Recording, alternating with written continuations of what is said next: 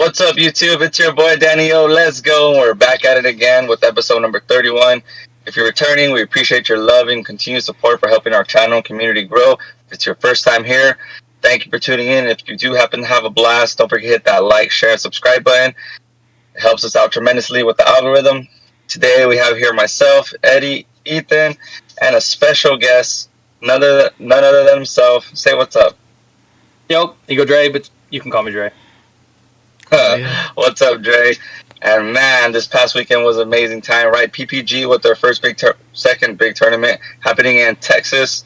And who else better to have here than some guys that went there that actually did pretty great, hitting up the finals. But we're gonna get into the episode.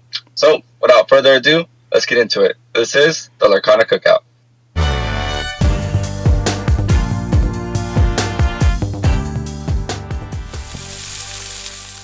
What's up, guys? Here we are.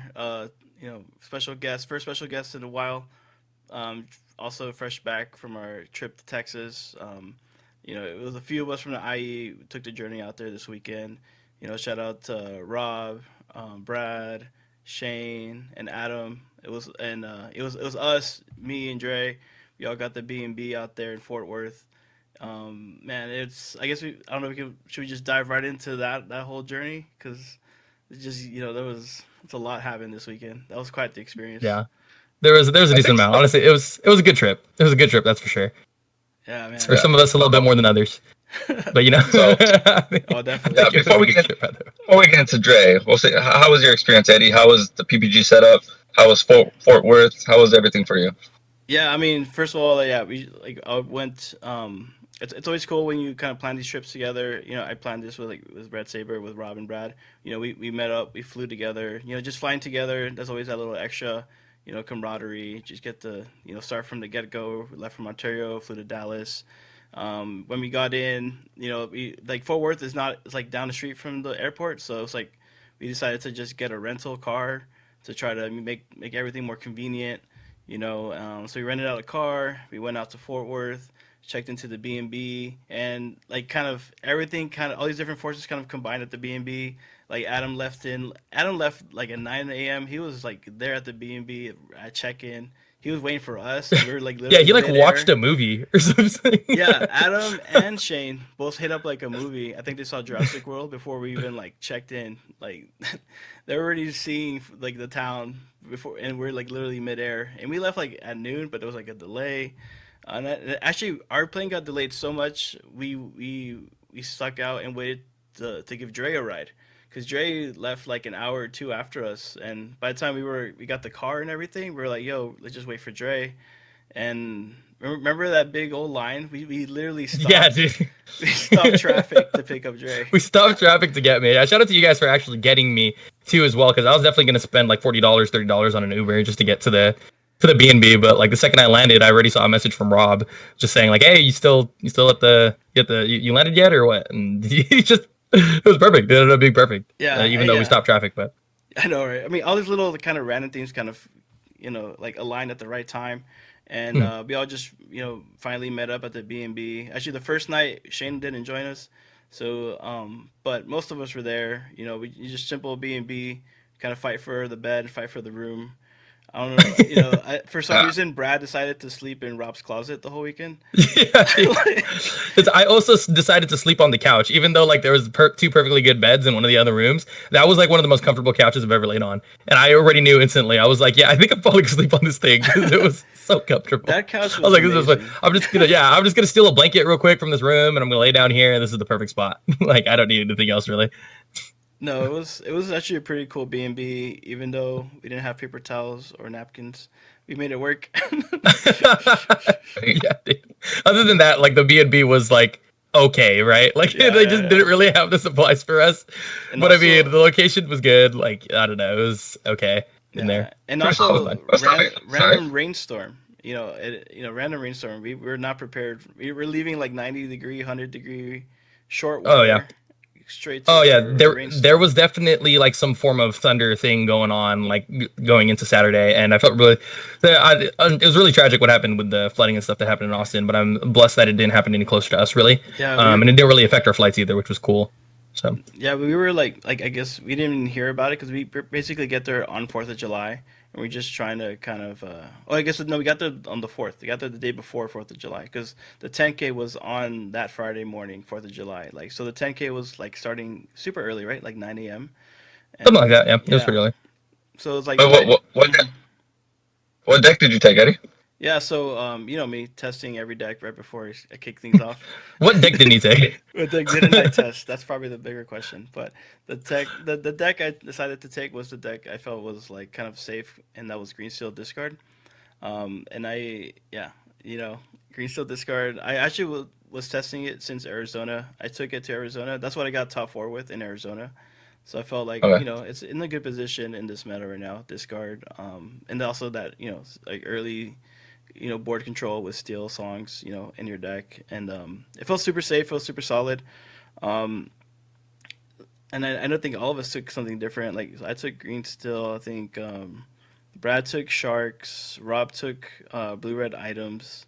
No, I think Yeah, no. Rob and Brad took blue red items the first day. Adam was on his like amber steel like special, like the kind of aggro, but yeah, with his aggro list. yeah, with some spice in it. He was running some like he was running smash and cannons in his amber steel list. Um, and Shane was on the sharks. And yeah, I'll let Dre talk about his deck, but I guess for Yeah. me, for me, I mean I started out I think 2-0 before I took my first L. I actually ran into the only blue steel player in the room somehow, playing green steel Okay, discard. this is actually a genuinely funny story because he brought it up like right before we started the tournament, and he was like, "Bro, watch, I'm gonna play against Blue Steel. It's gonna be like my worst matchup." Blah blah blah. And we're like, "Dude, you're not gonna play. You're not gonna play into that." And sure enough, I think I finished like my third round or something like that, and I walked back to go see what Eddie's playing against, and sure enough, I just see him with a bunch of Johns looking really sad on the board, like looking at Talas and Pete's that are all sideways that he has no way to deal with. And I'm just like, bro, So there's no way he actually queued up into Blue Steel, and then he just gets like Arthur afterwards, and he loses his body. And I'm like, oh, dude, The Arthur this is wasn't so over. the Arthur wasn't that's necessary, bad. but it was So, rough. It was rough, man. it was so rough. Yeah, I was like, have, he willed it into existence. He brought it up before the round started. Once he finished, I was like, dude, you willed it. You willed it because you talked about it before the tournament. So, it was insane. Like, right? It's like who brings blue steel in a blue red meta? Props to that guy for being braver than me, honestly. But that's just how Lorcana goes. You meet your scissor matchup when you're playing, paper. So, um, from there, I mean, it was just one loss, but since there's literally, it was like 350 players, I think, for the 10K, Yeah, right? almost 400. So Yeah. you have to pretty much you have to go X2 to really have a chance at topping, and that's like a maybe. X1 really is where you want to feel kind of good with, and it's gonna be 9 rounds of Swiss, right? Best of three, and it was a really tough field. Honestly, I went against some like high level players, and I think I got my second loss in the fifth round, so I was like 4-1, and then I went 4-2, and then I'm just kind of playing for prizing, right? When you go X2, you're just kind of hoping to get the top 32 because there was like at least a cut to top 32. And I think I got my third loss in the eighth round. So I played 8 rounds before I got officially eliminated. Um, I think yeah, I went against. Oh yeah, I lost to an RP. Like my last, the deck that killed me was an RP deck designed to destroy aggro because they went turn two Gaston, the 4-2 Reckless, and then turn three they had the Mother Gothel. It wasn't a 3 drop, it was the 2 drop Gothel that's 1/4 on challenge. You can move counters around. So they were getting so much value with like controlling the board against against my board, and I just missed my discard. Like like the only way I think we really lose to RP is we just miss our discard. Obviously, Diablos don't do anything against pans and pan decks, but I just really knitted my discard, and he was able to just draw a bunch and take over the board, and I wasn't really able to like stabilize the board because he had big bodies he had that I just couldn't deal with, and he was just making good trades. But it was a spicy list. I kind of want to try something like that for Sep Chance actually. Some spice like where you can move counters around RP challenger for sure. deck. Yeah. So Hey, that was my 10K basically. so special guest, right? None of themselves. Ego Dre. How was your experience over in PPG? It was great, man. Fort Worth is real good to me, you know. Vibes, So good vibes. yeah, kind of to explain the way that the tournament was set up. I mean, the first event, obviously Friday, it's a 10K, so they give you like a 9 round tournament for a little bit cheaper over for 10K for the prizing worth, and basically what happens is if you do well in the 10K, depending on where you place in the top 8 cut, you get buys for the event after, which is the 15K on Saturday. So technically, you're playing 2 tournaments, right? And so for the first event, you know, I mean, if you guys, I don't know how many people heard, but I mean, I went undefeated. I went 8-0, 8-0-1 by the end of the first day of Swiss, playing green yellow discard, and yeah, it ended up going really well for that event specifically. The day after, basically in the morning, I get 2 round buys for the 15K, and so I'm playing in my top cut games, and I ended up getting all the way to the finals. I won my top 8 match, won my top 4 match, and then I ended up getting all the way to the finals, playing into GP, and I lost there. So I ended up getting second place overall in the 10K, and then for the 15K, I ended up going X2. I lost 2 of the matches within that event, and then I ended up 20th place, which is only 4 shy of top 16 cut, because that's the way they were cutting it off at. And I very much think I could have still topped that event as well too if I was firing on all cylinders, but I was extremely tired. Like for those who aren't used to playing 2 tournaments in a row, I will tell you right now, you know, that was not you know, as easy as expected to be. I definitely bit off a little bit more than I could chew. I should have had more caffeine early, I would say. I mean, and it was rough too, because the top cut was, you started at 8 a.m., right? You had to wake up at like 6 or 7 a.m. after playing 9 rounds the whole day before. Like, yeah, exactly. Like I basically had to wake up at like 6 a.m., get there by like 7:30, be prepared to get up on stream because I was first seed. So like I got on the, not even the stream VOD, it was a recording VOD or whatever, right? Yeah. Prepared to go up there and then, you know, play out my matches back to back. And then right after, since I made it all the way to the finals, I mean, I'm blessed, right? Don't get me wrong, but like, you know, I haven't had a break, right? Like my breaks are like probably 10 minutes in between, if that, right? And so I had to tell them like, before finals even started, like, can I take like a 10 to like get a sandwich or something because I'm hungry. And so I was able to at least go get a sandwich. I should have got a coffee while I was there, to be honest, but I went to go get a sandwich real quick, ate that, like kind of like just shoveled it into my mouth, and then started getting into the finals game, which I ended up losing. And then another 10 minutes later, it was like, okay, cool. Well, and now round 3 is starting for the 15K, so let me check my pairings. And I double check my pairings, and there I am playing for my round 3. So it was a lot. It was definitely a lot. No, just by hearing what you guys are saying, right? And it's such an endurance test for anyone to go through, I think, right? Because now PPG, that was 9 rounds. DLCs are going to be, I think it's 12 rounds. Right? I believe it's going to be 12 rounds. For what, DLCs? Yeah, it's gonna be 9 rounds in one day, and then 3 rounds of Swiss, 8 rounds, and then cut. Was it 8? Okay. So it's yeah, it's 8 rounds of Swiss day 1, and then 4 rounds of Swiss day 2, okay, and then top cut play out after top 32, I believe. So it's going to be long days for the DLCs as well. Yeah, definitely. So these PPG things, these tournaments that are happening, I think it's great practice for anyone if they do want to really play Lorcana competitively, that if they have the opportunity to go to these PPG events also, to get themselves prepared, right, for DLCs, because it's no joke playing those 8 rounds and trying to go, like, again, we're getting the example of what might have to happen for you to make top cut or day 2 at the DLC events, right? You have to go 7-1 or 6-1 and then, or 6-0 and then split towards the end if they're allowing it this time. And so, man, hats off to you guys for having that endurance. Drake, congratulations on getting second place, bro. That's like green yellow out of everything, right? Like making it out of those pools, like in steel meta, even playing green yellow. But there's some stuff that you had in your deck that was extra spicy that I saw. I'm not sure if you have that deck list, Eddie. If you want to go over Dre's deck list, because there was some things that I saw in there that was like, man, set 1 coming out of nowhere. If you want to go over some of that? Yeah, I got Dre's deck right here.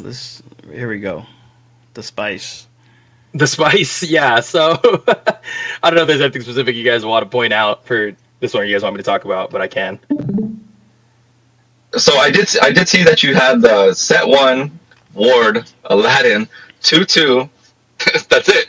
Right. That's one of the big things. That was like one of the big talking points of the weekend for sure. I mean, I think just having a ward body, and like this is definitely probably what helped me a lot for the Steel Song matchup. Is because I played at least against, in my matchups for the 10K, I played 5 total Steel Song players in between Swiss and in Top Cut. So like the last 3 rounds, if not last 4 rounds or something like that, I played like mostly Steel Song, and then I played against 2 Steel Song decks in top 8 and top 4 as well too. And I barely dropped like too many games versus them. I think the closest one was my top 8 cut match. Really, that was probably the closest. Everything else was like decently convincing. But because of the Aladdin, it just made it much easier. So the reason why you play the Aladdin is because in this meta, a lot of people were playing for the green yellow deck. They were on the Ursula. What's called Singer, the Ursula Vanessa. So they would play that on 2, so that way it's a 4-cost Singer, and then they would play Ariel next to it and use that basically to sing Under the Sea, which makes it so that you can get to the Undersea very fast, which is nice. Don't get me wrong. However, I was more worried about the Sapphire Coil decks and where they're playing like Baby CCU and they're popping your cards, and Vanessa is just such a huge target for those cards, right? They could brawl that, you give them targets in the Steel Song deck as well too, to be able to get strength and to be able to get Zeus, because normally we're not really giving them that many targets except for what Ariel and Diablo, right? Those are the only ones really. But even then, I just don't really want to open them up to those options. So when I know that I'm playing against those matchups, normally what you're mulliganing for is you're mulliganing for that for cards like that Aladdin to start off, right? Ursula's good too as well, like the 2-drop that rips the song, because now you can kind of mitigate the way that they out your cards. But Aladdin is just as good, if not better, because obviously it has ward. So basically, you play the Aladdin on 2, and you play the John on 3, and then on 4 you either play John or you play another John or a Muses, right? And that basically makes it so that now you always have Under the Sea, and you're just sitting there in the Under the Sea waiting room. So the reason why this was so good was because ward. Yeah, basically, you just have like a whole board full of ward, and it's like how are you going to target this board now, right? Like it punishes the people who are relying on Sapphire Coal and relying on those Sisus, and it punishes the song players for holding the Let the Storm Rage on and not using them on their own bodies, or holding the Strength or holding the Zeus. You're punishing these people. They have all these cards in their hand, and especially since you're discarding them out, a lot of the times they're top decking into songs that are nothing, right? So there was this one match, I think it was round 7 or round 8 or something, where I played against a Steel Song player. And I'm almost, but he wheeled me, and I'm almost positive I waited for about 10 turns or something like that. I only had 10 cards left in my deck to find Under the Sea, but he could never clear my board. Like there was no way for him to clear my board. And I had like at least like a Diablo on the board or something, and like I just kept discarding his hand, and I had like 30 cards in my hand. Like half my deck was in my hand, and like a lot of the people at the top table saw what was going on. I was just sitting there waiting for Under the Sea, basically. But it's like, I'm going to hit it eventually. You know what I mean? Like, you can have as many cards as you want. I just have to make sure that I keep Brunoing your bodies or making it so that you can't win the game. And eventually, like, I have the key to their waiting as well, too, right? The key to the Under the Sea combo is going to happen eventually. And sure enough, I found the Under the Sea finally, like 10 cards left in my deck, and I just underseated his board, and it was just over from there, right? So Aladdin, awesome card. I'm glad to see set 1 making an appearance. Yep. It's great to see those cards. Another card I wanted to see that I think a lot of people were asking about, just because I see it and all your dudes are really small attack or don't have that high attack. So the Croc, right? Out of nowhere, here comes the Croc. Lewis, yes. Lewis the Crocodile. Man, Lewis was definitely the MVP versus those aggro decks. Like, I think some of the green yellow's worst matchups were definitely the aggro decks. There's some decks that can just go under you and just real quick quest out and make it so that like you can never even get to a point where you try to Under the Sea them. Don't get me wrong, they lose hard to Under the Sea, but it's like sometimes you have to get there. You know what I mean? And Lewis was that hedge for that. So I thought this card was absolutely insane over the weekend. You play this and it just deletes Daisy. So one of my scarier matchups in Swiss was versus Chernodog, and Chernodog was actually a pretty scary deck to play against because obviously they go, body, quest, right? Game 1 I lost because I had no clue it was going to be Chernodog. So obviously, my mulligan wasn't tight, and sure enough, he just plays a lady, plays a body, and it's just over, right? Game 2, I think I was able to under the Sea him once, and then game 3, he goes first and he opens up the God opening. He's like Daisy, Daisy, Lady Daisy, and I was like, oh man, I think I might lose this one, right? He quests with both of the daisies, and he gives me Lewis. And I'm like, oh, you just lose because in theory, this card solos all 3 of those daisies, right? You play it, you target one daisy, one of the daisies has to swing in, so obviously it's not questing that turn. And then if he wants to quest with the other daisy, which is what he has to do because that's how Turner Dogs win, they can't win if they don't quest, you know what I mean? If he holds them up, like then he's definitely losing, you know what I mean? Yeah. He turns it sideways and the Lewis can just swing on that one, right? And then and obviously the other daisy there, it can swing onto that too. Lewis is a 4/3. It can swing on all 3 daisies before it dies. You know what I mean? So the Lewises just completely took over that game at that point, like from then on outwards. And so because of that, you know, Lewis is just really strong. It's also a 4-body, so sometimes when you play it down and there's a location on the board, it threatens the location, which is really nice. Mm-hmm. Definitely, right? And as we continue to go down the deck list, I love to see it's Dale, right? Is that Dale? Yeah, Chip, I believe. Chip. Chip, right? Oh, Chip. My bad. Sorry. Yeah. I was never a fan of Chip and Dale Rescue Rangers. Sorry, I get them mixed up. But I'm glad to see that Chip's in there. It's a new card of the set, so love to see new cards come into play. And as we continue to move down, what's her name? Lady. Or Kita. Lady. Yeah. No. Next to Kita, I can't remember her name. Yeah, Lady Tremaine. Oh. That is the spice. Lady Tremaine. That's the spice. That's the blender. Spice, right? We call them the blender. Tell us about the Lady Tremaine. Did it do work for you that weekend? Oh yeah, that card's great, dude. That card is so good. Like in those situations where I was in the late game. So one thing about this deck, and one thing about just playing into this meta in general, is you need some kind of card that like helps you in the later game to be able to keep up with the red-blue deck, because the red-blue deck is a little tougher to beat, especially once they get up into those higher ink levels. So a lot of the times, like, it could end up just being like you lost because they got up to the higher ink level. And our game plan is normally to just get rid of their hand in full, so that way they can never get there, which is why we normally win. In the off chances that you do end up in those situations, though, the Lady Tremaine definitely helps. And so what the blender is basically you'll have the muses on the board, and you'll play the Tremaine to add back Bruno. So usually you'll be able to Bruno them somehow, and then, or maybe Bruno's just in the grave from some other reason, maybe Diablo put it in there, and then you'll go Tremaine, you'll add it back to Bruno, and then the next turn you'll be able to Bruno them, right? Trigger the muses to bounce back to Tremaine, and then play Tremaine again and add back to Bruno. So now you have infinite Brunos, which is huge. And we basically just put them in the blender. Tremaine's really good for that. Not only that, like, I'm only on 3 Under the Sea in this deck, and there's a lot of the times where Under the Sea ends up in the graveyard because it gets pitched by Diablo discard, or maybe you're playing in the mirror and the Ursula rips out the Under the Sea from your hand. The Tremaine always makes it so that you can add it back. So as long as the Tremaine is in the deck and you didn't whiff it and put it back down with the aerial, you always have access to Under the Sea if it's in your grave at some point in time, right? And Tremaine just makes it so that you can seal out that game, basically, at the end. It's definitely more of a late game card for sure, but man, that card is so abusable, and the Muses just makes it so that both Ariel and Tremaine are like super abusable, and you'll always have an action. So yeah. No, yeah, I remember like testing with Lady Tremaine, like you can totally just lock your opponent out from playing the game. Like if they're especially if they're like in top deck mode, they're just never gonna like pretty much play the game ever again. Because you just keep bouncing Lady Tremaine, keep bouncing whatever removal you need. You have your whole discard to choose.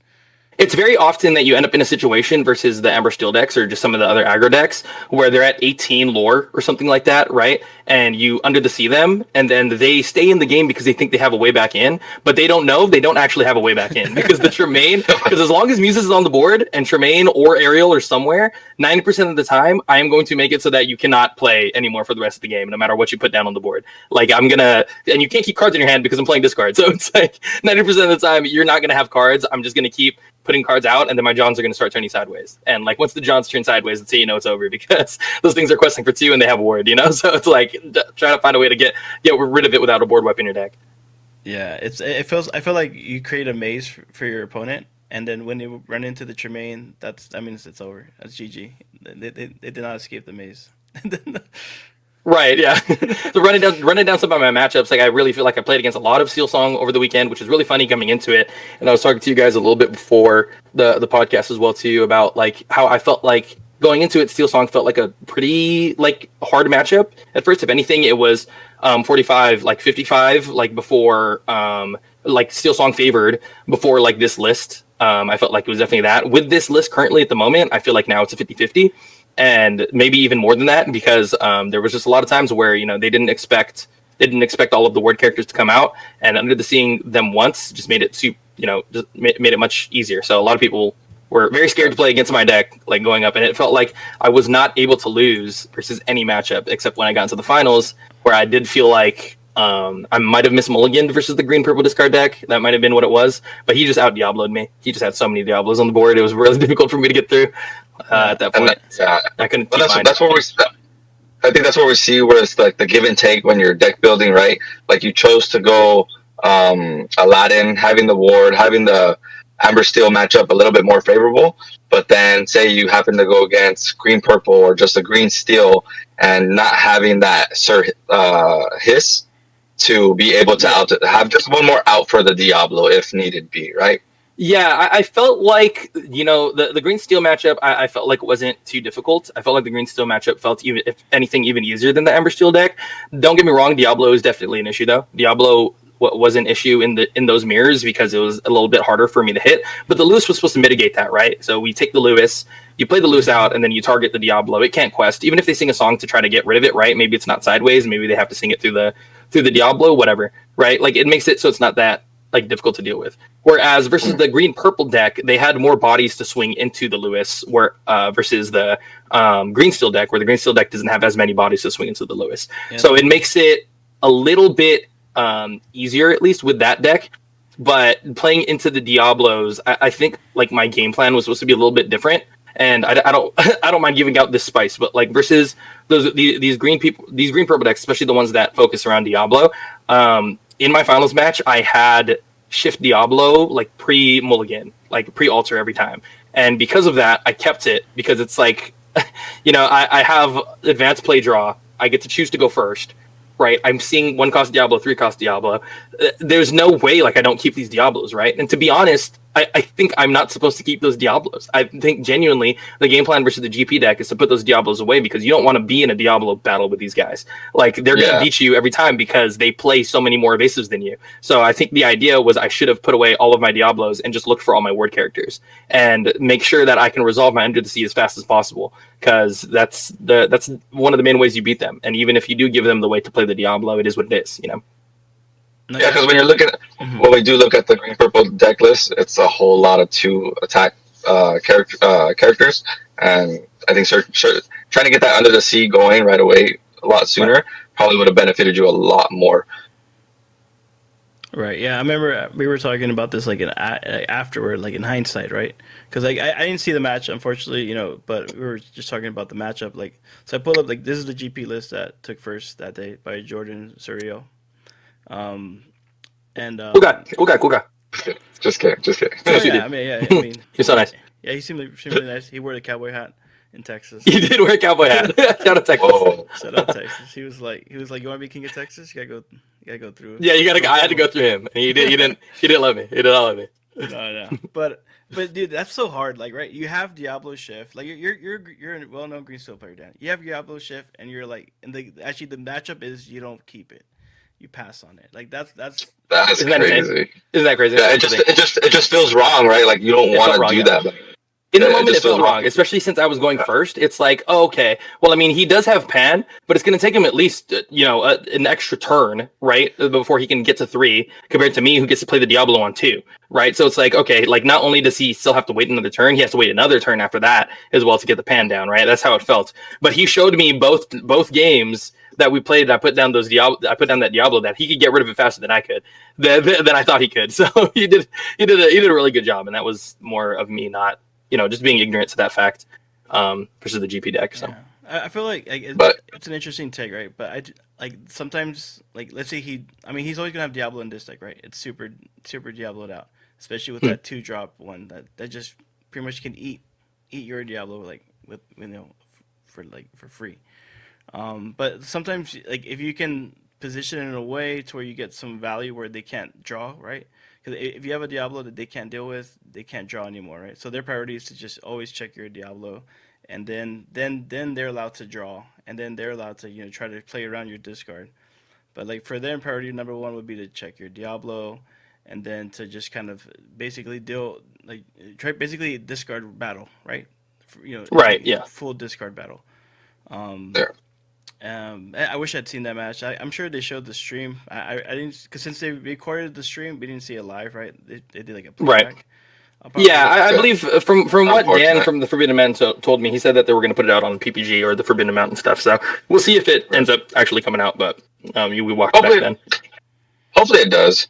But from the PPG and your guys' experience, as Ravensburger has stated, best of two is gone. We're back to best of three. Oh, PPG was best of three. oh How my was your god. guys' experience just having that change of it being best of three and not best Oh of my two? god, it's so much better. Oh, so much better, dude. Yeah. It feels so good to be able to have that game 3. I can't even. I got I got a decent amount of 2-0s. They were not all 2-0s. I want to say it was at least 6 out of my 9 matches or something like that. 6 to 7 out of my matches went to game 3. Like a lot of them did end up going to game 3, which is a huge difference maker if compared to best of 2, because all of those would have been 1 point. You know what I mean? Whereas a 2-0 is a 7-pointer, right? Like it all would have been 1 point. Whereas now that I'm able to just close out the match, because we get to play that third game, oh man, it feels so good. I feel great. So, Yeah. what about you, Ed? So like I was quickly reminded how important winning that die roll can be. And sometimes you win sometimes you don't. Like I wouldn't say like I had like a bad day. Like I didn't, lose too much. I didn't win too many die rolls, but little things like that definitely make a difference. But I honestly overall I really enjoyed the best of three because there's a definitive winner like most of the time.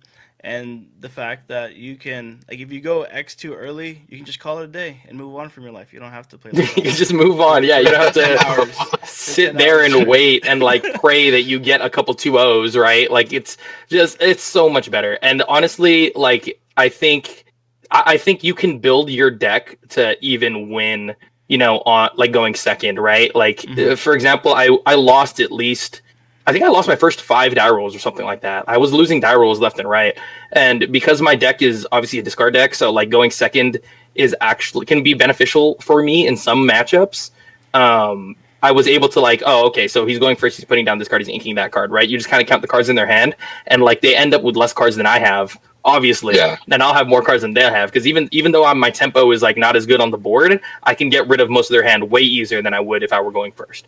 So Yeah, especially if you go John into You've Forgotten Me into a Suddenchill. That's it. Because they're yeah, at usually they have no 3 cards. cards when you're at the Exactly. 4. Yeah. They have no cards anymore, and it's like so that's like really easy to do, especially against some of the red decks. Like the red decks are really easy to just discard out at that point. So there's game plans for every deck, and I will say, tournament prep wise, I tell this to my team all the time, and I will always say this, right? Like tournament prep wise, you have to have a game plan for every matchup. It doesn't matter, like the deck that you're choosing isn't as important as your preparation for the decks that you're playing against. Like if the deck that you're choosing is good enough to be able to get a win versus every single match that you play, then you should be testing for that. You should be testing for your matchup versus every deck. And I felt like over this weekend, like I had that kind of game plan for everything except for GP. And I even felt myself when I was playing against it. Or when I knew I was going to play against it, like I understood that like I didn't have like the most solid game plan versus it. I wasn't 100% positive whether I should throw the Diablo away or not, right? And that sure enough that showed, and like it ended up causing me that match in the finals. But always have a game plan for your matchups, even your worst one. Yeah, it was Yeah, one of definitely. like 'cause I remember too like Dre went on a insane run. Like he got a lot of noise. He made a lot of noise. Like people saw his list, they saw this spice. And then some people didn't know what to do with it. Some people literally just copied it and played it the next day. Oh yeah, And then, but I think Dre had kind of. I mean, when you have the spotlight, right? When you're your first seed, everyone is figuring out how to beat you, right? So I'll say that's like something maybe to just consider it also because like Dre brought the spice. Like people expected blue red, and people expected amber still, and there was tons of blue red and tons of amber still. I think maybe more amber still than blue red, but everyone basically we got the meta. The field was what we expected for the most part. There was some spice to counter like hyper aggro, like like blue steel, RP. There's like decks built to counter blue red, like discard green steel, green purple, green yellow, right? Like we see this kind of like the constant kind of threat is amber steel and blue red, and I think that's just where the meta is right now. And the way you choose to kind of take on that challenge, and you either go, I think we talked about this earlier. You either kind of go the discord route, or you kind of go like the board wipe route, right? And I think Dre bringing green yellow, it kind of has a bit of both.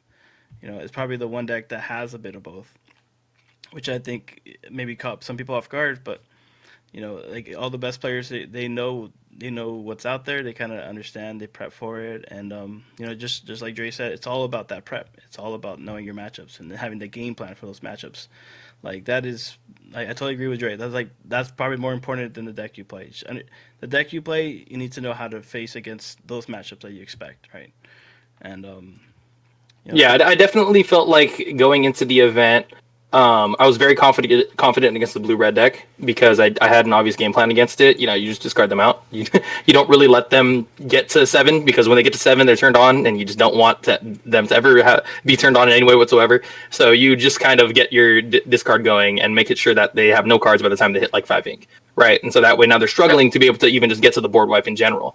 Granted, does that game plan work all the time? It's definitely that's a different story, right? Like whether it works all the time, but you can do stuff to make it so that it works out as much as you can, and you see enough discard in your deck because, as you can tell, my deck had a lot of discard. You're able to deal with most blue red players when you play up against them. The only thing that I was like iffy on was the Steel Song matchup to make sure that what my deck was doing was enough, and sure enough, luckily it was. It definitely did a lot, and a lot of the Steel Song players I played against, I could feel they didn't know what to do versus the deck, and that was definitely an up, definitely a good thing for me, right? Because a lot of them were playing against the green yellow deck without like kind of an idea of how they could really take me down. Some of them were playing out the Cinderella and still trying to get their singers down, and like they don't realize that like I'm just gonna play word bodies. So it's like you should probably just play your Daisy down and then turn it sideways, but they're not even thinking about that. Like they still think their Cinderella is really strong, and it's like I end up getting the upper hand in that sense. So. Yeah, and like Dre, you're talking about your matchups, and I'm literally have the decks ready to show because these are the top 4 decks. First place was GP, second place was your green yellow, third was this Steel Song deck, it's an Amber Steel deck, and then fourth was the blue red sharks. Literally what we talked about is reflected with reality. Yeah. Don't get me wrong, I wish I played against Tyler. Tyler, shout out to him, he did really well. Oh my goodness, he got top 4 in the 10K, he got first place in the 15K, and then he got first place in the 3v3 on Sunday, which is insane.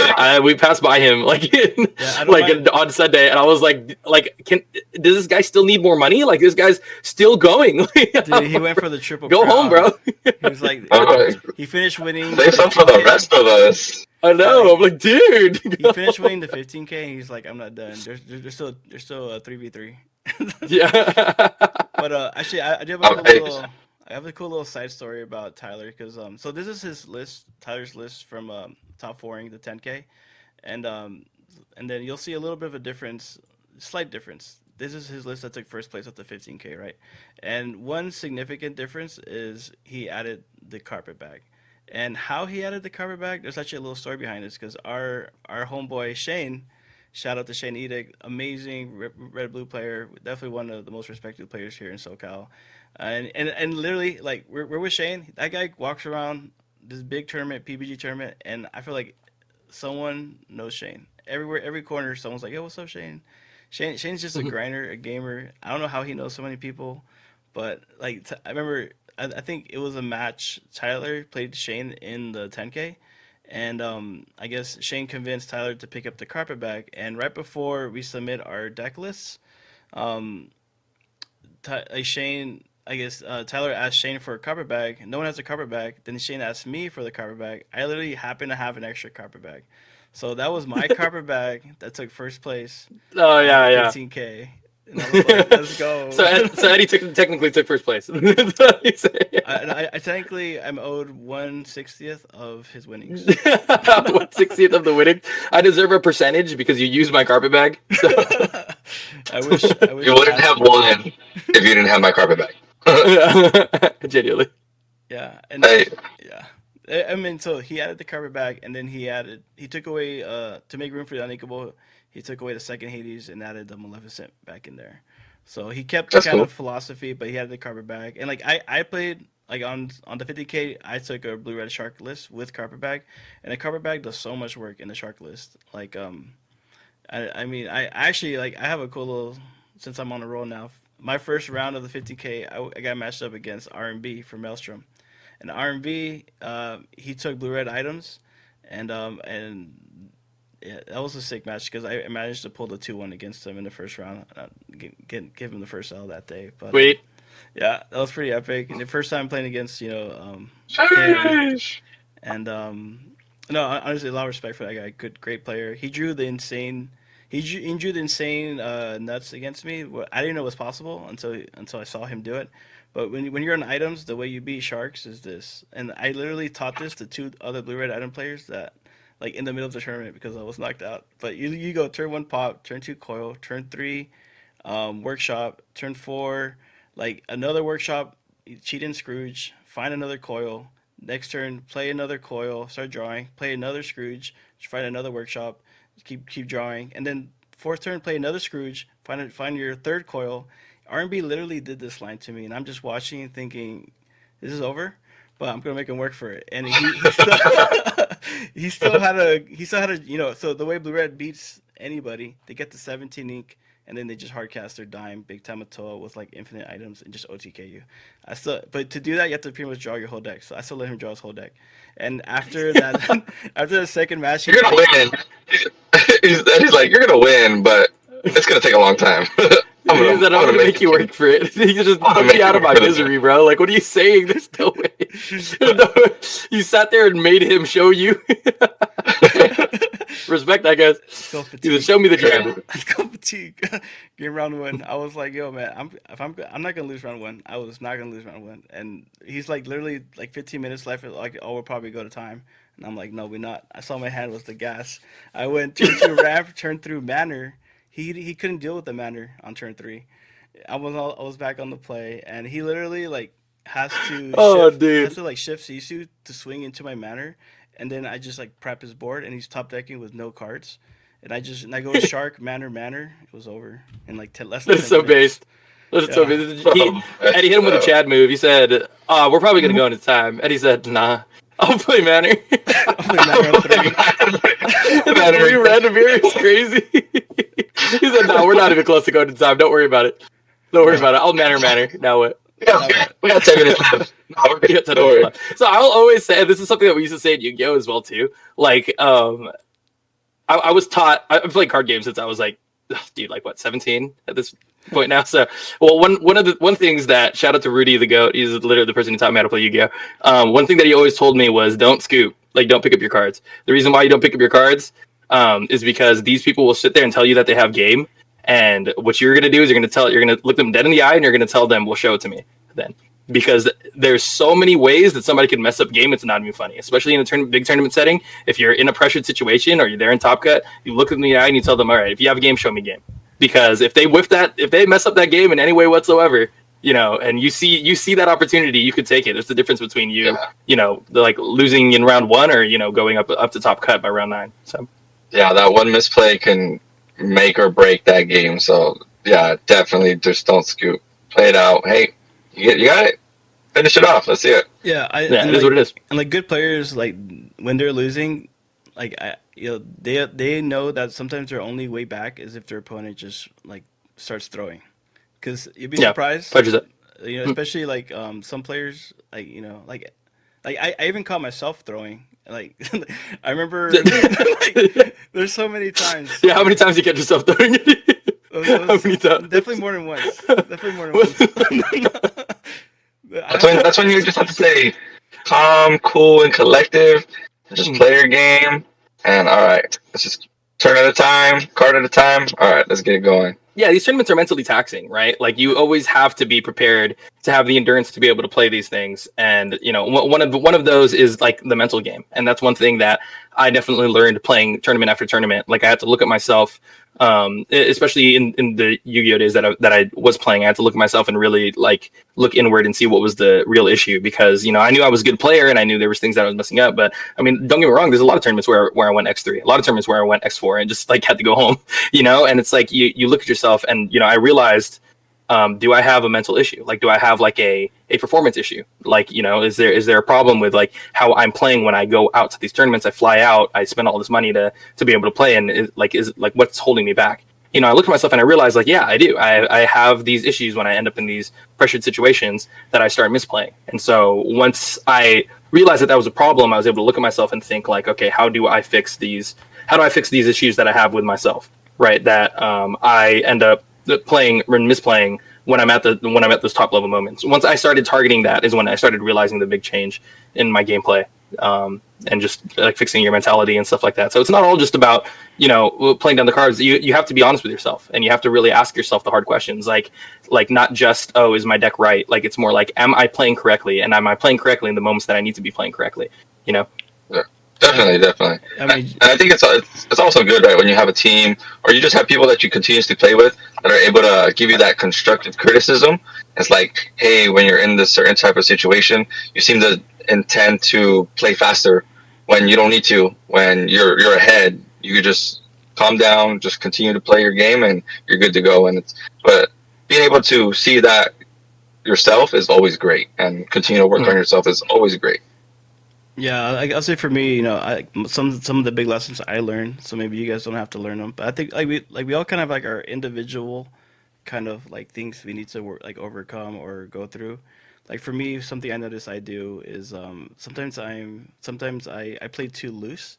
I like to talk, I like to have fun, and Oh sometimes yeah, it's like sometimes there's like it's good to have fun, but it's also not good to lose focus, right? So it's kind of like you have to always have fun, but also maintain focus. Like there was like pretty much what knocked me out of the 15K. Like when I got my second loss was when well, my third loss actually. The third loss was what killed you, what killed me. It was when I had like a Vitalisphere, Shark, and Pirate's Life in my hand, and I was trying to set that up. Trying to bait him. I was just gonna, I was gonna hold the Vitalisphere and Shark, but then I'm like waiting for him to turn stuff sideways. So then, right before I set it up, I remember I played Vitalisphere, and then I played the Pirate's Life, and I wanted to like I played the sorry I meant to play Pirate's Life, so he didn't know I had the Vitalisphere and Shark.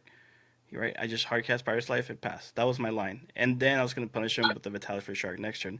But then because it's a 6 cost red card, I played Shark instead, and instead of my Oh, Pirate's so Life, and that you were trying to get rid of your Mhm. high cost card out your hand first Loose. before, yeah. Yeah. yeah, and that was Yeah. and he's like, oh, you can take it back. I'm like, there's no point in taking it back. The point was to surprise you with the Shark, and the surprise came out too The late. surprise is now gone. The surprise is now gone, and My that was surprise has disappeared. yeah, and honestly, like against great players, like that's the difference.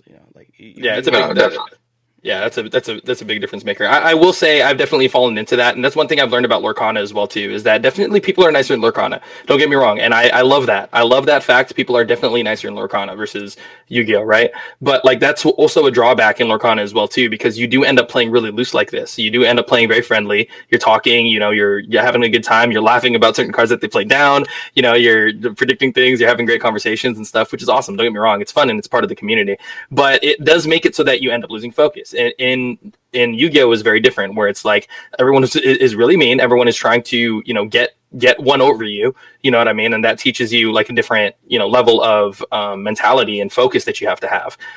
Which is sometimes you have to be that guy, or you have to be that person that you're sitting across from, and remember that I'm not your friend. Like I'm here to win something. I'm here to win the stuff. I spent all this money to come out here. I'm here to make it work. And as sweaty as it sounds, it's one of the only real ways to really try to guarantee that you consistently make those events. And luckily, come learning that from Yu-Gi-Oh and bringing it over to Lorcana, it's transferred over well, because I top 32 DLC Fort Worth, and now a year later I'm getting second place here at Fort Worth again.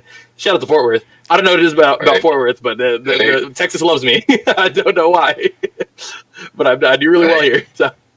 That's cool, but that's cool, man. You guys had a blast. It sounds like you guys had a blast, and it's cool to see that you guys did have a blast. I saw all the pictures. I saw all the food that you guys ate. Man, I was hungry, so hungry watching the photos that you guys would post. I'm like, man, I wish I was in Texas. We missed you out there, man. Oh, we missed man. you. You needed to come. But if you guys did miss your chance at Texas, there is another opportunity for another PPG tournament happening in Denver, right? Denver. I think Eddie has it up right now for the. What is it? The Pro Price Summit. 50,000. Say it. Give it to us, Eddie.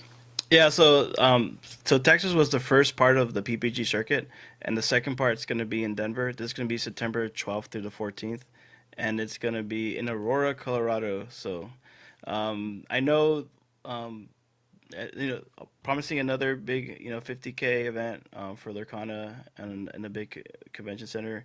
Actually, something I wanted to, I don't know if I can pull it up, but something interesting I didn't even know about was the PPG leaderboard.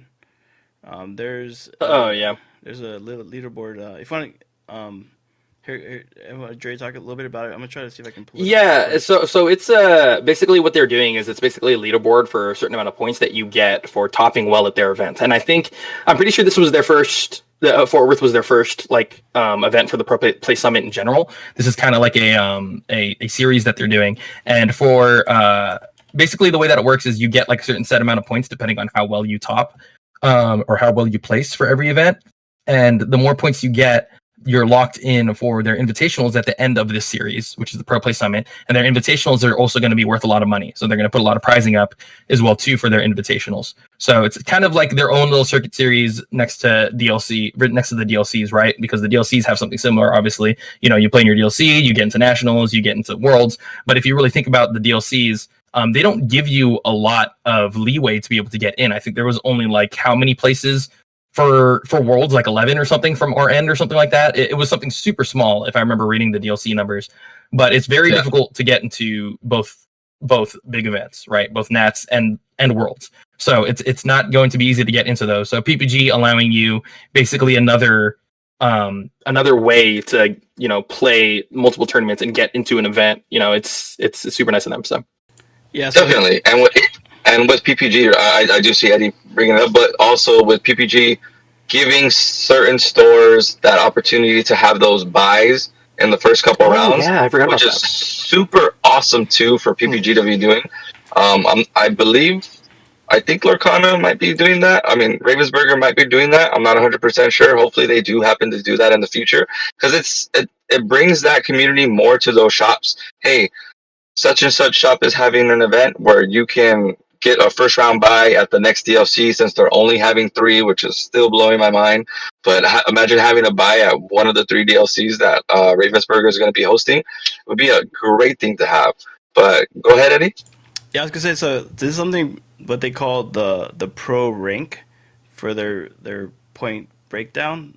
So the way it works here is based on the size of the event. There's more points in the pool. Like for example, both the 10K and the 15K, there were between 256 and 500 like players. So that's where first place took 70, second took 50, third through fourth through 30, five through eight through 15, and then 9 through 16 got 7, 7 through 32 got 4, and 33 to 64 got 2. Honestly, I wish I had known about this, or else I probably would have played it out to. Because even with 3 losses, I think you have a chance to get top 64. So had I known Yeah. that, I probably would have, not thrown and taught my opponent how to beat me. And Oh, that's crazy. I'll make sure to edit that out that you said that. But no, nah, keep I'm that just in for kidding. show. I'm You need just to kidding. know. So, but okay. So question: is that just for the main event, or is that for all 3 days where I, those points will continue to add up? yeah, all 3 days. So I even think that the Hmm. 3v3, since that Okay. was like 28 teams, Oh, really? but I actually didn't know that. I think that might even count. That might be like a tier B event, like the 3v3, Right. Right. So right? it counts each event, like specifically. So I'm pretty sure for the 10K, you can see my name, not to not talk about myself only, but for the 10K, obviously second place I got 50 points, right? And then I think what that says 52, right? I can't Yeah, really you read got it from here. 52, Okay, so for the 10K I got what's it called? 50. 50 50. points, and then for the what's it called? You got The two. 15K I got 2 points, right? Which I don't Yeah, think is right it's because I between. got It says you 20th. finish. So if you're 20th, you should have gotten 4 points. I should Cause have got 4 points. It should be a yeah, it should be 54. I'm about to 54. hit up PPG right now and be like, hold on, Hey, my points are better give me wrong. those 2 points. Give me, Better I give me gotta give those me two those points. 2 points. Because I need any point that counts to be able points to are beat hard to Tyler up come. there in first place. Points are hard to Hey, come by. Points are hard. For them to Like go. literally like 500 about average 400 players honestly, right, between both days. Yeah, because what was the 15K? It was like 450 players or 500 players almost. Yeah. So the 15 It was was something like that. 350 and the 10 was 350 and the 15 was like 450. So it's like average about 400 players, right, each event. And that like here you can see it's really top heavy, right? Like just to get Right. anything above like 2 points, you have to get top 32. And to get top 32, it means you can't lose Right. more than twice. Like that's X2 level. Yeah. That's X2 range. And 9 rounds. Just about X. Yeah. Just Yeah, about. Yeah. just about X2 range. And like, X1, and like, you have to play 9 rounds like straight. And if you lose more than twice, no points for you, basically. No points for you. Yeah. No points. But that feels all right. It's just like going into any other tournament, fighting game tournament, where if you know you go X2, you're eliminated. If Right. you're in TCG and trading card games, if you go X2, okay, I'm still gonna be given a certain amount of points that I know it's worth. It's not worth, I guess you could say not worth, but at least if I go X2, I know, and that's it. I'm getting a certain amount of points, and it feels okay that I can still work my way up the ladder. Right. Yeah. So I think, like, honestly, and I'm really glad that they're doing stuff like this. Again, shout out to Pro Play Games and PPG, because I'm going to be honest with you.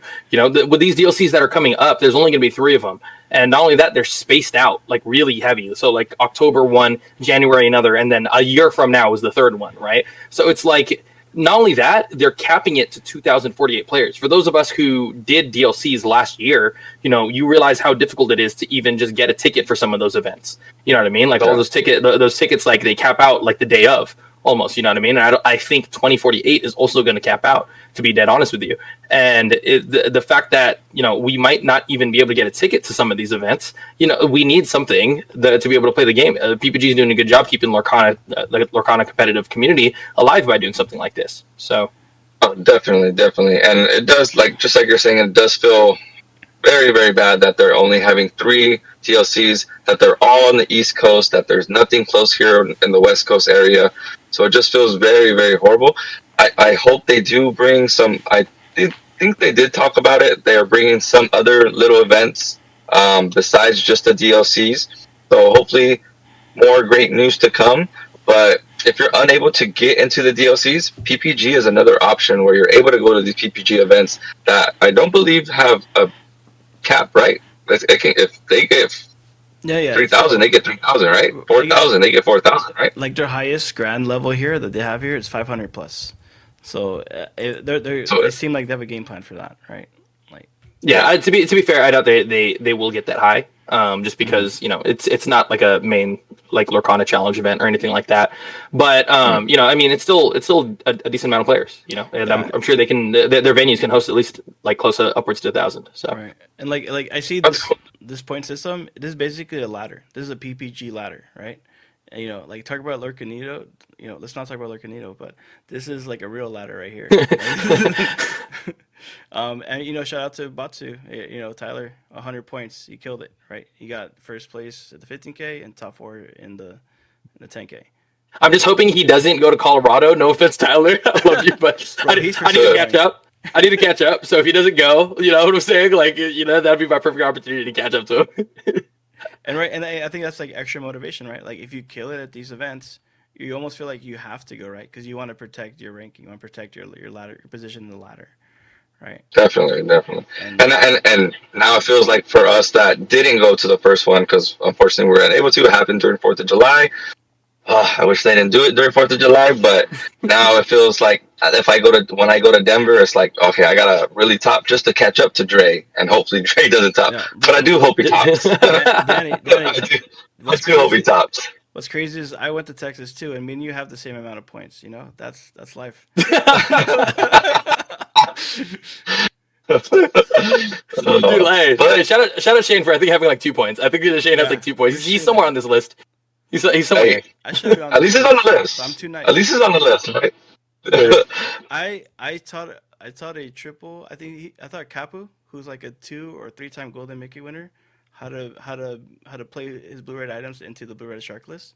He said, "Bro, I wish I met you before, because I literally taught him because it was over. I thought it was over. I thought the tournament was over. I thought we were playing for nothing, and I'm just having a good time. I'm like, yo, bro, just play the nuts on me." And I literally described how he should beat me.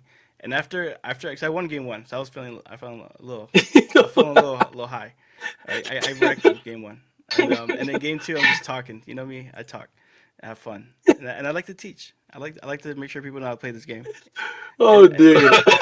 Even especially my opponents, especially when I'm playing for money and with my opponents. Golden Mickey winners, Even if it's a Golden Mickey winner, sometimes they need to learn. Sometimes learn how to play this game. I was shocked he didn't know, and I was kind of offended that he didn't know. I'm so shocked you don't know that I'm going to teach you how to do it mid-match. Yeah. Dude, Only me. that could have waited until after. Some things you learn. Some things you learn in real time. You're so funny. You can't practice. But besides Denver being the next big tournament to go, it's back. We're back at it. Set Champs, Okay. right? Yeah. Happening this weekend. First weekend of Set Champs. I'm not sure where you guys are going, if you guys, all of you guys that are watching, but I hope you guys do have a blast. I hope you guys play whatever makes you feel comfortable and you have the greatest time that you have in Lorcana, because Set Champs is where I think people like to bring the spice, where they're just like, you know what, I'm going to have fun. I'm going to bring something that's just going to throw people off the rails and just have so much fun with it. But I know Set Champs is going to be great this weekend. I'm most likely going to Carbordia, Card Addiction, and then the following weekend, I believe we have TCG on a Saturday, right, Dre? Yeah, so I believe Cardboardia is this Saturday, and then Top Choice is going to be the Saturday after. Yeah, so Top Choice will be the Saturday after, and then the following weekend after that will be TDK. That will be talking about more TCG and TDK on the next episodes. What about you guys? Where are you guys having to go this weekend, or what's the champs you guys plan on going to? Well, definitely Cardboardia. I'm probably going to do Cardboardia this weekend, and then I'll do Top Choice the weekend after. I don't know if I can make the TDK one, just because I probably have other plans on that day specifically.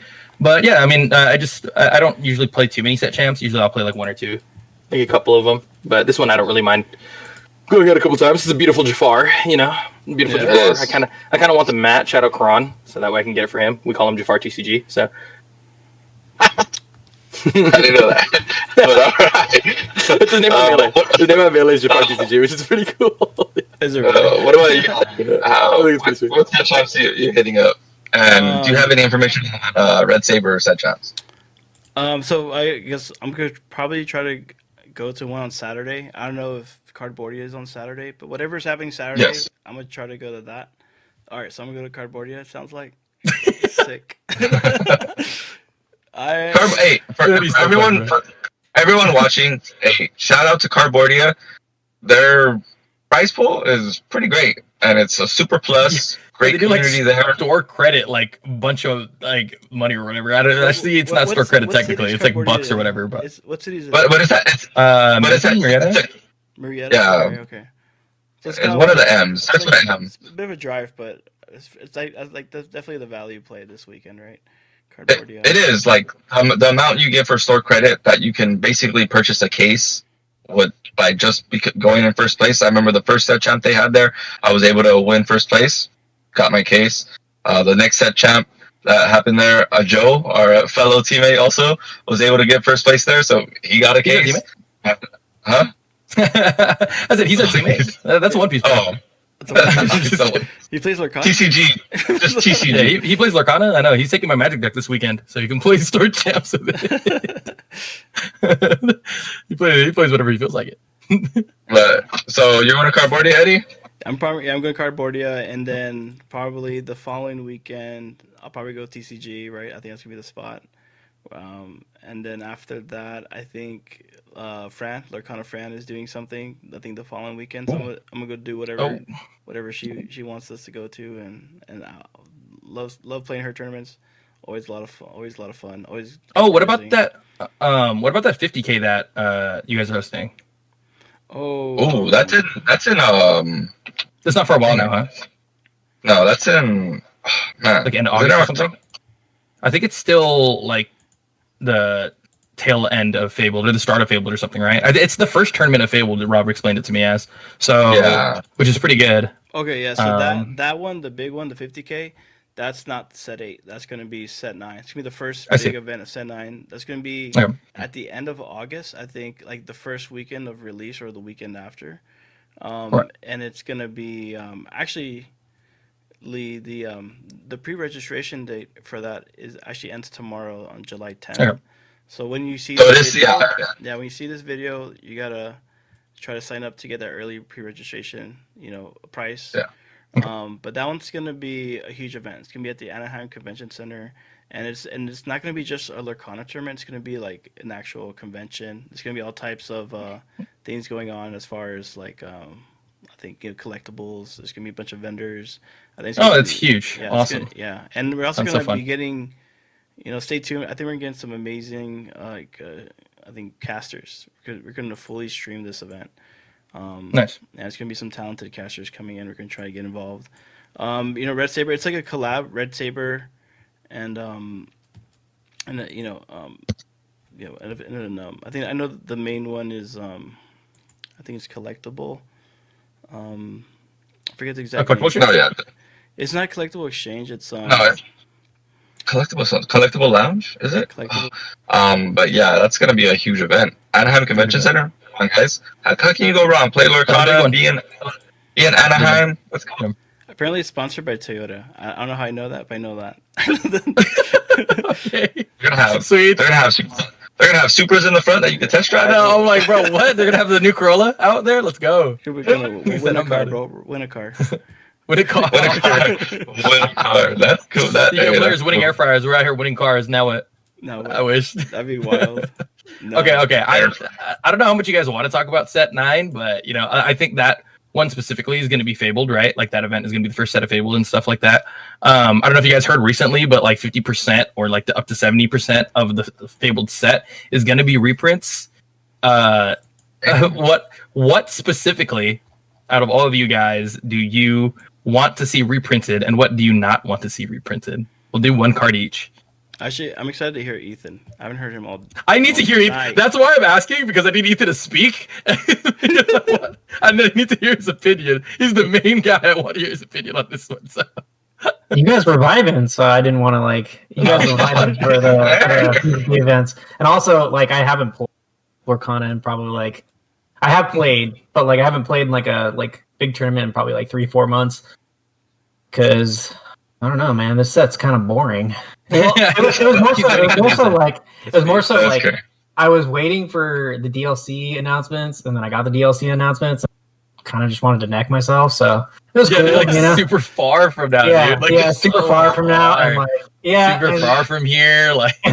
They're far, and there's 3 of them, and there's still a 2,000 player cap, so I'm still not gonna get in on the PPG by Eventbrite app. So I was just like, all right, well, this is boring. But the PPG events have kind of I watched a lot of the stream this week, and I got to watch you do really well, which is cool.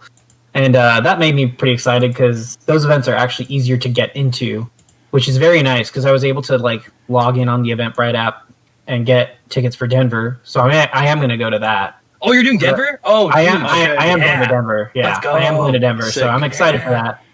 The thing I'm not excited about for Denver is I have to get my so I got to go wait at the DMV for a bunch of time. I think I have to get a real ID. Also, I think everyone has to get a real ID. If you guys don't have your passport, I mean, your passport works fine. Yeah, passport works. Yeah. Passport ID. I don't travel like that. I don't have my passport. My passport expired a couple. But before I get us into the outro, Dre's question: 2 cards, Ethan. One that you want to see rotate with the rotation, one that you don't want to see in the rotation. Oh, one card that I don't want to see in the rotation. Oh man, Big Sisu. Get that shit out of here. Get out of here. Get out of here. A card that I'd want to keep. I don't know. I actually mainly now my opinion has changed on it. I'm actually in favor of keeping Diablo in the meta in the format. I think it's actually not too. The card that I don't like, and I've been playing with it, is Prince John. I don't think that card, but Diablo needs to stay. But no Sisu, get rid of that card. No Sisu. That card is so stupid. How many times I've lost to off the top deck with 8 ink, the Big Sisu is just, it drives me absolutely insane. So yeah, those are the cards I want. Diablo, stay, and Sisu gone. Pretty good. What about you, Eddie? For me, I really want to see Cindy, the 1-drop Singer 3. I really want to see her stay. I think she's critical to just having something to do early. I mean I don't expect the songs like Storm Rage to stay. I expect that to go. But I do hope strength stays. Right. That's my pick for Amber still. Personally, I really hope we keep friends on the other side, but I doubt we will, because that card is such a value engine for purple decks. Um, for Ruby, my pick is B Prep. I hope we keep B But then Prep. you're going through all the colors, man. What the heck? You said I said one card, and he just started talking about all of the decks that he could think of. I'm just talking about the decks I play. So Two cards. You can't talk about the decks you play because that's every deck in the game. Yeah. You can't put them all down. You play every deck in the game, so you can't talk about every deck. That's not real. all right, I'll shut up. Okay, well, what do you want gone, Eddie? Is there anything you want gone? That's a tough one. No, definitely Prince John. Right? Prince John needs to go. Like, that's just broken. Can't deal with it. Can't answer it. Actually, hot take. I want Pete to go. Hot take. Pete's set 5, bro. No, he's not going. Sorry. We got another year with that boy. Yeah, we got another year with him. Fine. I do think Pete. I do think Pete I would agree with you. broken. Yeah, but Pete could go, and that would be fine. Yeah. Right. We'll leave our special guest. Yeah. We'll leave our special guest to go last since he asked the question. But I would want John to stay. I wouldn't mind Diablo leaving. But my bad. I want John to stay. But a card I would want to be gone and not to come back would be Rapunzel. Really? I disagree. That's with a crazy that. one. That's a crazy one. No. I disagree with that completely, only because that is like Amber's only draw engine. So Exactly. Exactly. What? They need to draw cards. But no, you're right. You have Beyond now. Home World's gone. You got Beyond. You have Beyond. It's like a 7-cost song. It's like, bro, I have to brick my deck and have 3 singers on my board just to be able to play the game. No.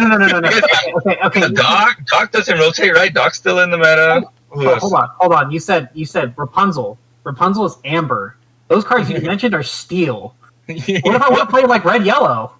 What? How am I supposed to draw cards? Yellow. What do you mean? Danny's saving you right now from locking in Red Yellow. That's what he's saying. The only colors that you're gonna see an Amber in is gonna be Steel. What else?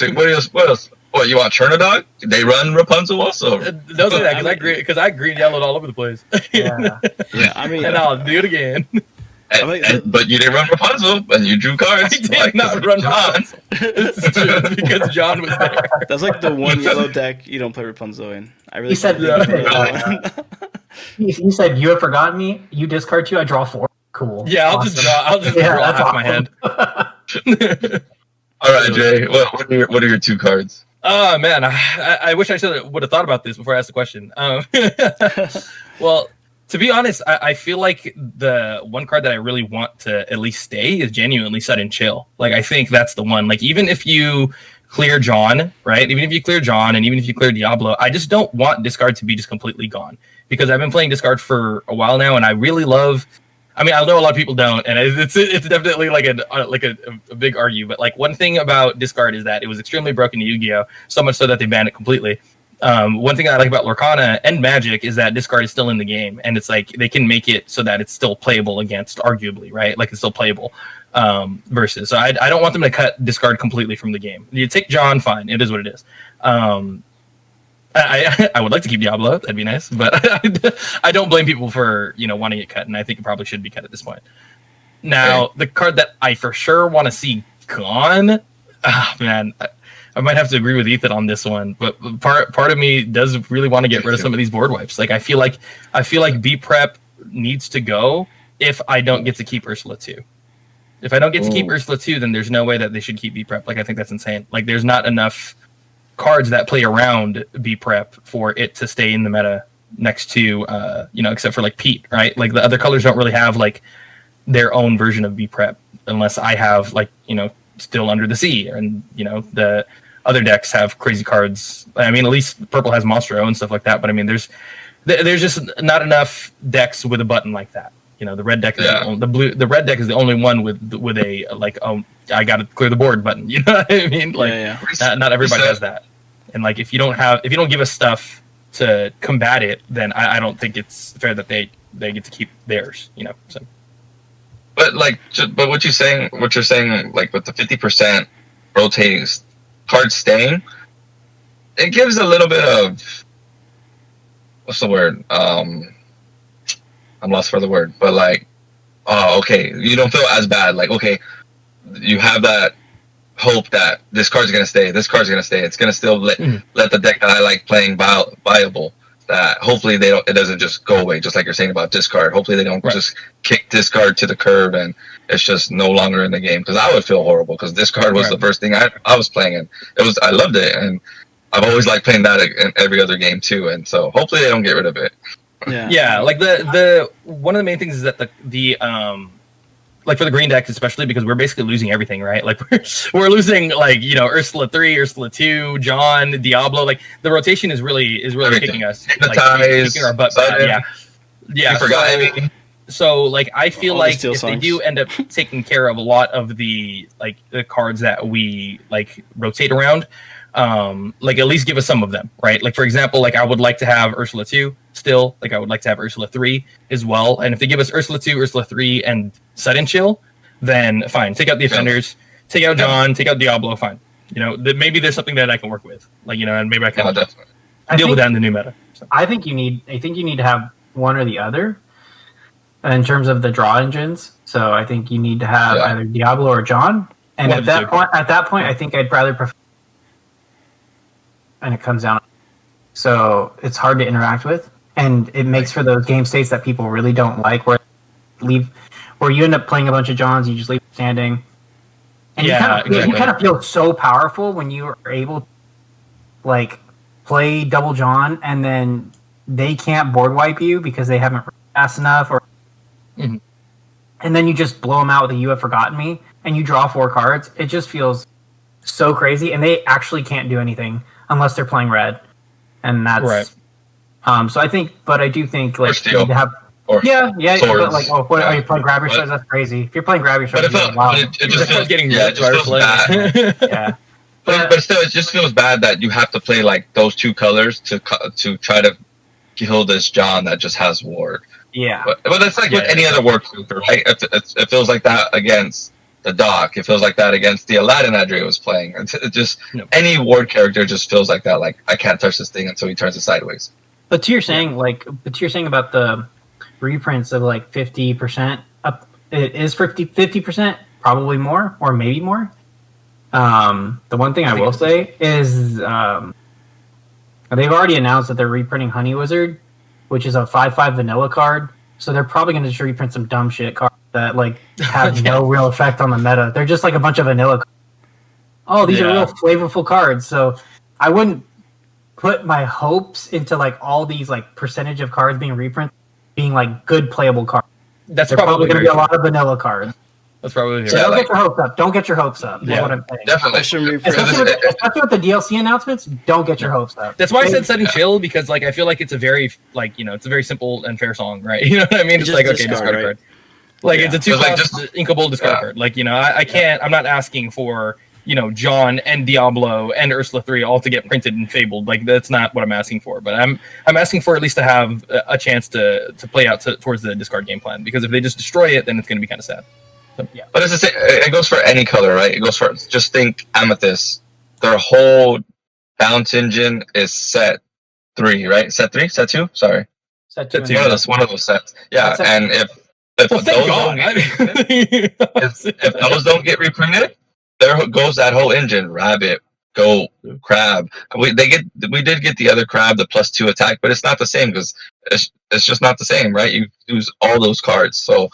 Hopefully the reprints are in certain people's favors, and it's not going to be in other people's favors. But we'll see. Yeah. Right? Yeah, it's gonna be a big rotation, right? It's like the whole game's gonna change. So we'll see. Like all we can do is just sit back, watch. Hopefully the game doesn't change that much. To be fair, the game has kind of hit like a stalemate point in like deck building. Like you really only see like 1 or 2 new cards added every set, and then those cards go out, and like it usually is like the same shell of, like, in like most decks. and then there's like the one of techs or like the like tech cards or like maybe 6-7 cards that are different every set. But outside of that, it's really kind of just the same 54 cards in every deck, in every shell, like purple steel. I'll run down the list. So maybe the rotation will be pretty good, changing up. And it's definitely like time for it. So Yeah. I'm not against the rotation. A fresh start. Fresh start. Yep. Hey, it's that one all over again. I'm excited. We'll have to see. All right.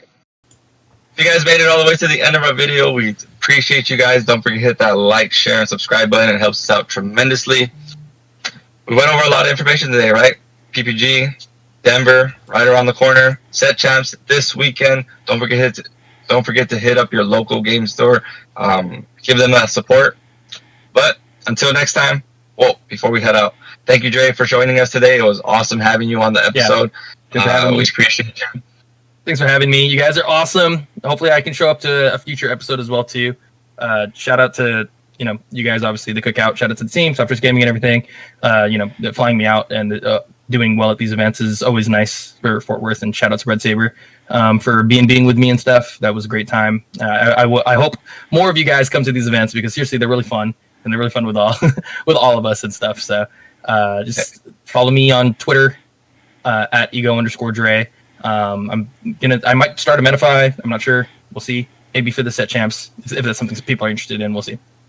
I know you do have a YouTube channel also where you do right? I do. Yeah. I haven't uploaded in a bit, but it's the same moniker. So at ego_Dre.